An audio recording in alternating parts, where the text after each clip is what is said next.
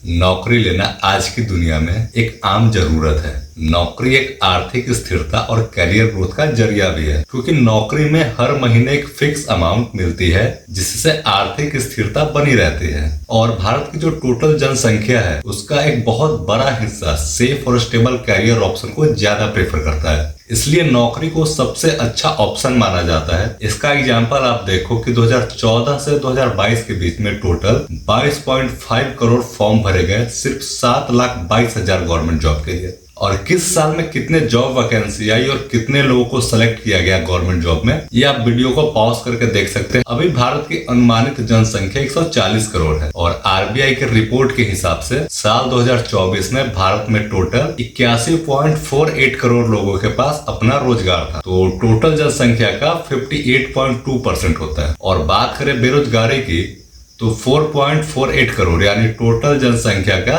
3.2% है। अब ये जो 81.48 करोड़ लोगों के पास अपना रोजगार है, इनमें से 85 से 90% रोजगार है वो किसी ना किसी प्राइवेट सेक्टर से है। जैसे प्राइवेट सेक्टर मैन्युफैक्चरिंग हो सकते हैं, आईटी हो सकते हैं, banking, finance, insurance, health care, retail, e commerce या किसी भी अदर सेक्टर से हो सकते हैं। मतलब एक ऐसा जॉब जिसमें सिक्योरिटी नहीं है और ना ही ज्यादा ग्रोथ के चांसेस है।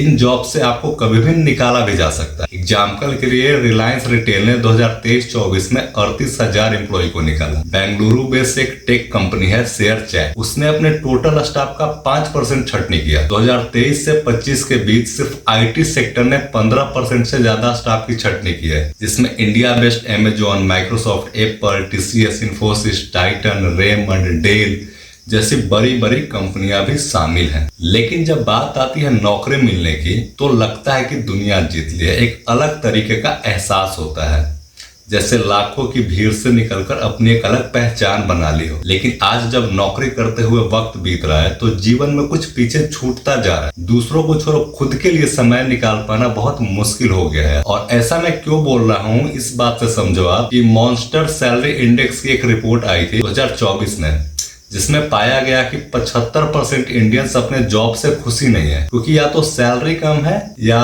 वर्किंग टाइम बहुत ज्यादा है। और इंडिया के जॉब कल्चर की बात करें अगर तो फैक्ट्री एक्ट 1948 के हिसाब से प्राइवेट सेक्टर में 48 घंटे वीक का रूल है। मतलब 8 घंटे दिन के हिसाब से 6 दिन काम करना है और 1 दिन आपको छुट्टी मिलेगी, ये नियम है गवर्नमेंट का। और अगर ओवर टाइम की बात करें तो 60 घंटे सप्ताह में, वो भी जो 48 घंटे का बेसिक सैलरी उसका डबल आपको बाकी के 12 घंटे के लिए कंपनी पे करेगी अपने एम्प्लॉय को। इसके बाद 2024 में भी नए लेबर कोड बनाए गए एम्प्लॉय और कंपनी के लिए, जिसमें वीकली वर्किंग आवर्स को 48 घंटे ही रखा गया। लेकिन कंपनी अगर चाहे तो 12 घंटे की शिफ्ट कर सकती है 8 की जगह, लेकिन काम सिर्फ सप्ताह में 4 दिन करना होगा और बाकी 3 दिन एम्प्लॉय छुट्टी ले सकता है। और अगर बात करें ओवर टाइम की तो पहले लिमिट थी 50 घंटे प्रति 3 महीने, जिसे अब बढ़ाकर 125 घंटे प्रति 3 महीने कर दिया गया है। और ओवर टाइम की पेमेंट की बात करें तो वो पहले जैसा ही रखा गया है, बेसिक का डबल। और महिलाओं के लिए रूल्स थोड़े अलग है लोकेशन और इन्वायरमेंट के हिसाब से। लेकिन ये जो गवर्नमेंट का नियम है सिर्फ गवर्नमेंट जॉब में ही देखने को मिलता है, वहीं पे लागू होता दिखता है। क्योंकि अगर बात करें रियलिटी की प्राइवेट सेक्टर में जॉब कल्चर की तो यहाँ सभी नियम कानून आपको ताक पर रखे मिलेंगे। और अगर बात करें कुछ खास इंडस्ट्री की जिसमें आपका IT, software, banking, finance, health care और restaurant, tourism industry, delivery industry, gig worker जैसे सेक्टर में तो 12-14 घंटे की एवरेज वर्क टाइमिंग होती है। और ये वो सेक्टर है जहाँ पे ओवर टाइम का भुगतान कभी किया ही नहीं जाता एम्प्लॉय को। मतलब 8 घंटे की सैलरी में ही आपको 14-15 घंटे काम करने पड़ते हैं। और आईटी एंड सॉफ्टवेयर इंडस्ट्री में तो 12 घंटे ऑफिस में काम करने के बाद भी वर्क फ्रॉम होम के नाम कुछ और काम दे दिया जाता है आपको। लेकिन कुछ इंटरनेशनल आईटी कंपनी और होटल कंपनियां कभी कभी ओवर टाइम का भुगतान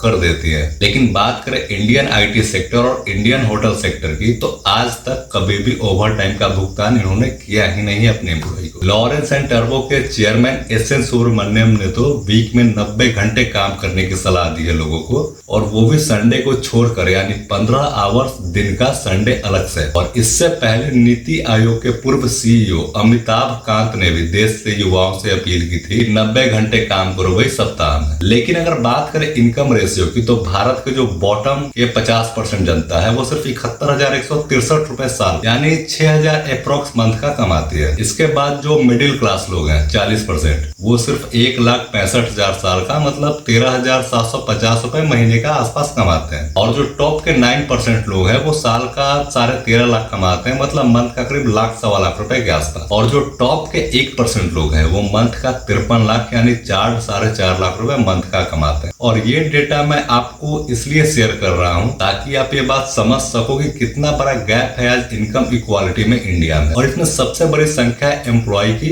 या जॉब होल्डर की, क्योंकि आज जॉब्स बहुत कम और जॉब्स को लेने के लिए लंबी लाइनें लगी हुई है। तो ऐसे माहौल में जॉब होल्डर को कम सैलरी पे भी काम करना शुरू करना पड़ता है। अब रिसेंटली 2024 की कुछ रिपोर्ट्स की बात करें तो भारत में शिक्षित युवाओं की बेरोजगारी दर सबसे चिंताजनक स्तर पे है, क्योंकि 83% शिक्षित स्टूडेंट बेरोजगार है या अंडर एम्प्लॉयड है, मतलब या तो नौकरी ही नहीं है या अगर नौकरी है भी तो उम्मीद से बहुत कम सैलरी है। और ग्रेजुएट युवाओं की बात करें जिनकी एज 25 साल से कम है तो 42.3% स्टूडेंट आज बेरोजगार है। और इंडिया स्किल्स रिपोर्ट 2023 की बात करें तो भारत में लगभग 50% युवा नौकरी के लिए जरूरी स्किल्स से वंचित है, जिसके कारण रोजगार प्राप्त करने की क्षमता उनमें डेवलप ही नहीं हो पाती। पहले के समय में स्टूडेंट्स फेल हुआ करते थे, लेकिन आज का जो माहौल है उसके हिसाब से लगता है कि कॉलेज और यूनिवर्सिटीज फेल हो रही है, क्योंकि वो स्टूडेंट को लायक ही नहीं बना पा रही कि वो अपने लिए एक अच्छा जॉब और फ्यूचर क्रिएट कर सके। वहीं 2019 में अखिल भारतीय तकनीकी शिक्षा परिषद यानी AICTE की रिपोर्ट को देखो